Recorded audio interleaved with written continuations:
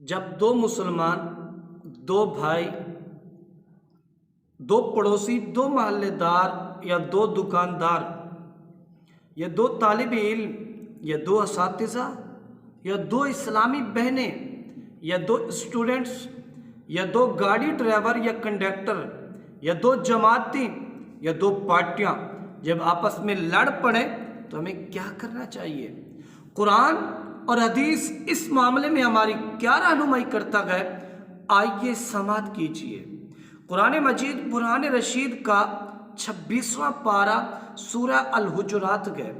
اللہ تعالیٰ نے ارشاد فرمایا فَأَصْلِحُوا بَيْنَهُمَا، ان کے درمیان صلح کرو۔ ایسی ہی سورہ النساء کے اندر ارشاد فرمایا اصلاحم بین الناس، لوگوں کے درمیان صلح کرو۔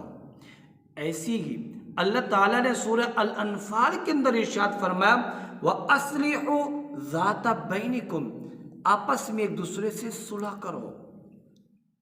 اور سورہ النساء رب تعالیٰ ارشاد فرماتا ہے وَالصُّلْحُ خَيْرٌ، صلح کر لینا، ایک دوسرے کو جوڑ لینا اور ایک دوسرے سے مل جانا، فرمایا یہ سب سے بیسٹ عمل ہے، بہترین اور افضل ترین عمل یہی ہے کہ آپس میں صلح کرو۔ حضرت ام کلثوم رضی اللہ تعالی عنہا روایت کرتی ہے رسول اللہ صلی اللہ علیہ وسلم نے ارشاد فرمایا کہ وہ انسان جھوٹا نہیں ہے، وہ کبھی بھی جھوٹا نہیں ہو سکتا۔ عرض کی گئی کون؟ رسول اللہ صلی اللہ علیہ وسلم نے ارشاد فرمایا وہ جو دو مسلمان بھائیوں کو آپس میں جوڑ دے اور آپس میں دو کی صلح کرا لے وہ کبھی جھوٹا نہیں ہو سکتا۔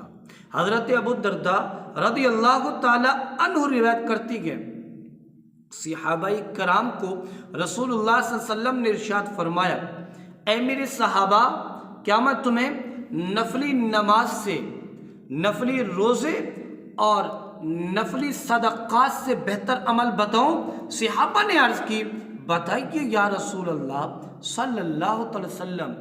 آپ علیہ السلام نے جواباً ارشاد فرمایا میرے صحابہ سنو، تمہاری نفلی نماز سے بہتر یہ ہے کہ نفل پڑھنے سے بہتر یہ ہے کہ تم لوگوں کی صلح کراؤ، نفلی روزے رکھنے سے بہتر یہ ہے کہ تم دو بھائیوں کی آپس میں صلح کراؤ، نفلی صدقات اور خیرات سے بہتر یہ ہے کہ تم دو مسلمانوں کو آپس میں جوڑ دو۔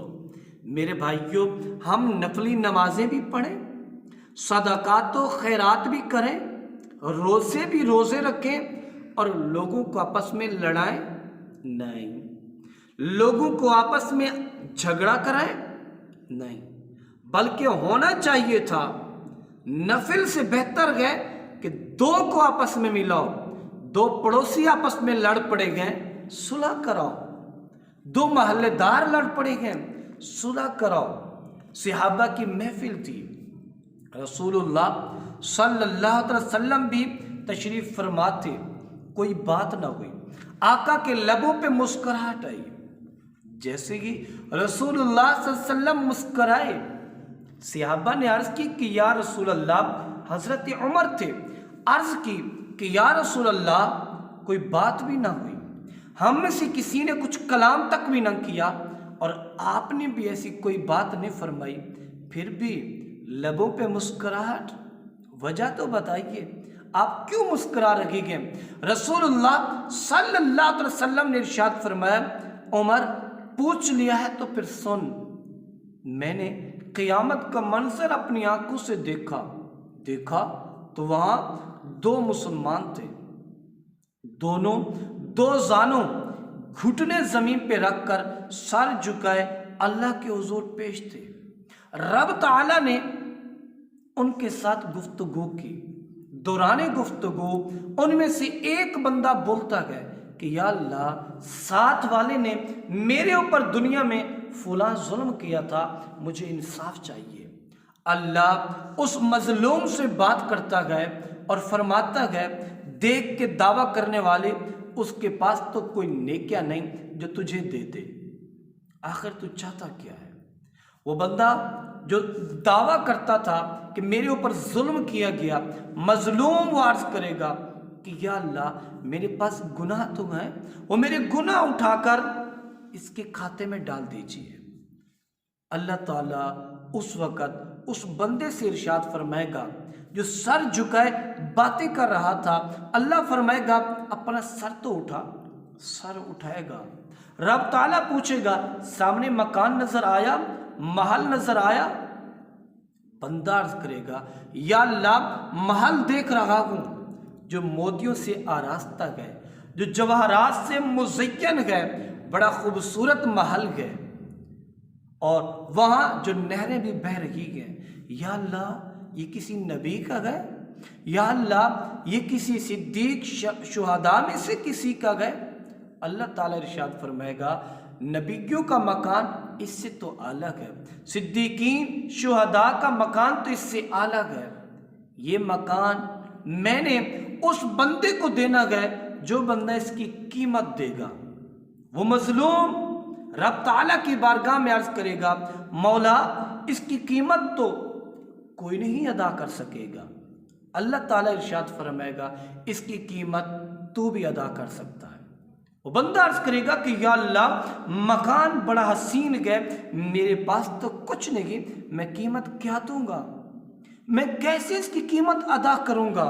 سنیے وہ لوگ جو لوگوں کو آپس میں لڑاتے ہو، دو خاندانوں کو اجاڑ دیتے ہو، دو بھائیوں کو آپس میں لڑا دیتے ہو، دو محلے داروں کو آپس میں دست و گریبان کر دیتے ہو، دو بھائیوں کو آپس میں مروا دیتے ہو، اللہ اس وقت فرمائے گا اس کی قیمت تو تیرے پاس بھی ہے۔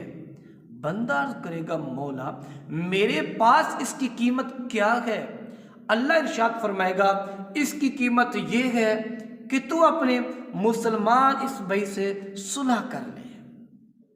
اس وقت وہ عرض کرے گا مولا اگر اس کی قیمت یہی ہے تو میں اپنے مسلمان بھائی سے صلح کرتا ہوں۔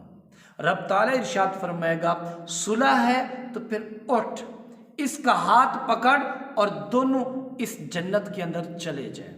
میرے بھائیوں لڑانا نہیں ہے، لوگوں کو آپس میں دست و گریبان نہیں کرنا، قتل و غارت بھی نہیں کرنی، لوگوں کے آپس میں صلح کرانی ہے۔ اور وہ دوست جنہیں اللہ نے عزت کا مقام دیا، معاشرے کے اندر بڑا رتبہ رکھتے گئے، انہیں بھی چاہیے کہ دو مسلمانوں کی آپس میں صلح کرواتے رہے۔ محلے دار ہو، اللہ نے آپ کو بڑا عہدہ دیا تھا، آپ فوجی افیسر تھے، صوبیدار تھے، آپ ایس ایچ او تھے یا جج تھے، آپ کسی بڑے عہدے پر فائز تھے، آپ ریٹائرڈ ہو گئے، آپ کا عہدہ مدت ختم ہونے پر چھوٹ گیا۔ جب آپ محلے میں آئے یقیناً نماز نفل بھی افضل تو ہے، مگر اس سے بہتر یہ ہے کہ آپ محلے داروں کو آپس میں جوڑ کے رکھیے۔ دو مسلمان بھائی لڑ پڑے گئے تو ان کی صلح کرائیے۔ راہ چلتے ہوئے آپ نے دیکھا کہ دو دکاندار لڑ رہے تھے، آپ راہ چلتے ہوئے جا رہے تھے، دیکھا کہ دو ہائیس والے اور دو گاڑیوں والے، دو رکشے والے یا دو موٹر سائیکل والے آپس میں لڑ رہے تھے، تو بھائیوں صلح کرا دیجئے، ان کو